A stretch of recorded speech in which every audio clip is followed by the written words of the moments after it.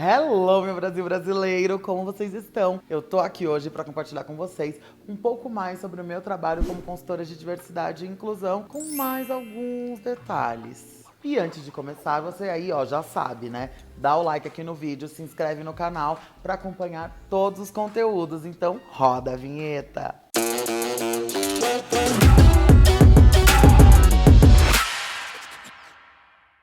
Não é a primeira vez que eu falo sobre trabalho aqui nesse canal, né, gente? Mas é sobre isso e tá tudo bem. Afinal, o nosso trabalho e carreira influenciam em todas as outras áreas da nossa vida. E claro, o dinheiro é o que coloca a comidinha na nossa mesa, né não? Eu já falei sobre a história da minha carreira, como eu cheguei até aqui.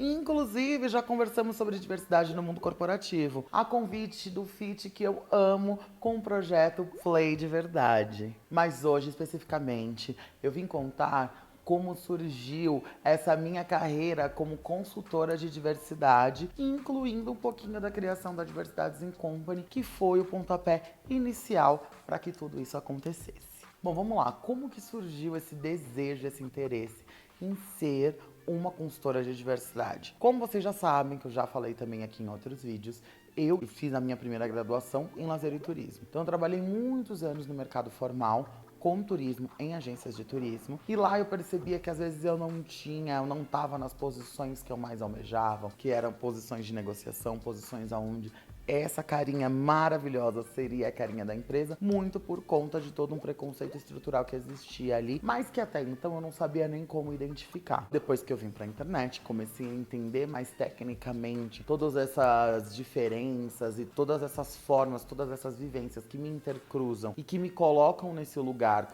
que tem uma visão muito fechada, me colocam nesse lugar de ser alguém que não deveria estar ali, foi quando eu percebi que sim, eu não só deveria estar ali, como eu podia e que eu tinha na minha mão o poder de ensinar para outras pessoas a forma de se ver da maneira correta, a forma de genuinamente se ter diversidade ali dentro. Então, quando eu comecei, em paralelo ao meu trabalho com a internet, eu comecei a ter esse trabalho ao sair do mercado formal, comecei a fazer um trabalho de educar o mercado formal.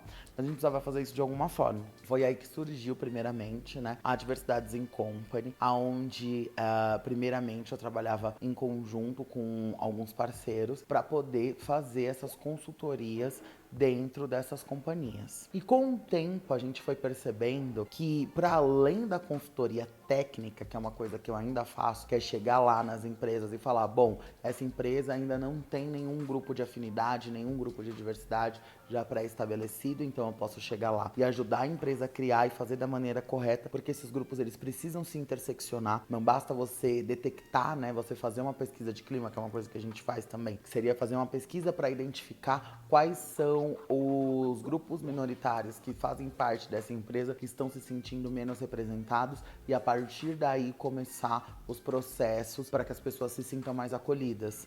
Né? Então, para além disso e da criação desses grupos eles precisam se interseccionar, eles precisam se conversar dentro da companhia. Só que em muitos casos a gente precisa, com base nos exemplos, falar com as pessoas e mostrar as histórias e mostrar que é possível de ser feito, mostrar que existe um horizonte e mostrar para elas que apesar de elas não estarem sendo bem recebidas naquele momento dentro da empresa, aquele é o lugar onde elas querem estar e elas devem estar e serem respeitadas. E para isso a gente precisa que o global, que todo mundo dentro daquela companhia entenda. Então daí vai o meu trabalho de consultoria, aonde eu falo muito sobre a minha história, sobre exemplos que existem e faço com que as pessoas possam ter a liberdade de falar, de genuinamente poder expor e mostrar quais são os problemas e que a empresa consiga entender que ela precisa estar de ouvidos abertos para entender que ela não é detentora de todo o poder e de saber tudo o que está acontecendo. E não é ela que diz e que dita e que determina se algo está acontecendo ou não e que é responsabilidade dela, da companhia, resolver e sanar esses problemas e fazer com que tudo exista e coexista de maneira harmoniosa ali dentro. Porque se você não tem uma diversidade que está sendo bem recebida, você não vai ter muita amostragem, você não vai ter essa diversidade em cargos de liderança, em cargos de decisão, logo a sua empresa não vai refletir a sociedade que é quem consome o seu produto.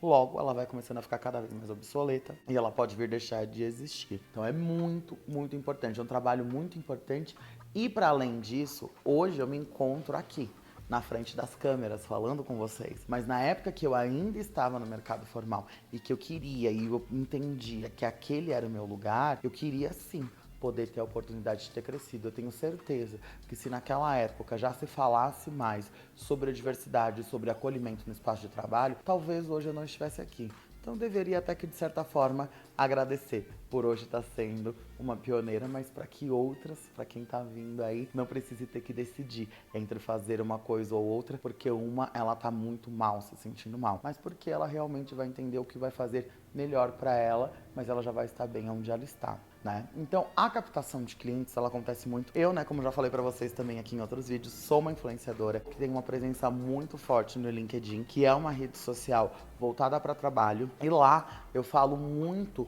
sobre como pessoas como nós devemos ser tratadas. Pessoas como nós, que fazem parte de grupos minoritários, devem ser tratadas com respeito. O que é esse respeito? Porque a gente não aprendeu a genuinamente respeitar aquilo que é diferente, as ideias que são diferentes e as pessoas que são diferentes da gente. Então, lá eu falo muito sobre isso também focado no mercado de trabalho, até porque é algo que a rede, o lugar onde eu estou inserida, me pede, e ali acaba acontecendo uma captação muito grande de clientes. Mas para além disso, nas minhas outras redes, pessoas vêm através dos vídeos que a gente tem aqui no YouTube, através de conteúdos que eu posto no Instagram. Então meio que a minha captação e prospecção de clientes, ela acaba sendo muito online. E até mesmo alguns clientes para os quais eu já fiz jobs, tipo, eu já fiz publis. Então eu fiz uma publi, eles entenderam ali mais a minha voz, ou até mesmo isso gera o inverso. Eu faço uma consultoria e partindo dessa consultoria eu acabo fazendo uma publi para aquele cliente, porque é isso, eles têm que entender o global do que está sendo dito e do que está sendo falado. E o meu lugar, onde eu me coloco hoje, é o lugar de explicar, é o lugar de falar, é o lugar de dar insumos para que os preconceitos não aconteçam, porque é uma coisa que a gente já falou em outros vídeos. O conhecimento, ele é passivo. Então, se você é uma pessoa não preta, uma pessoa não trans, se você é uma pessoa que não é periférica, você tem que ir atrás do conhecimento, de entender essas vivências para que não seja preconceituosa.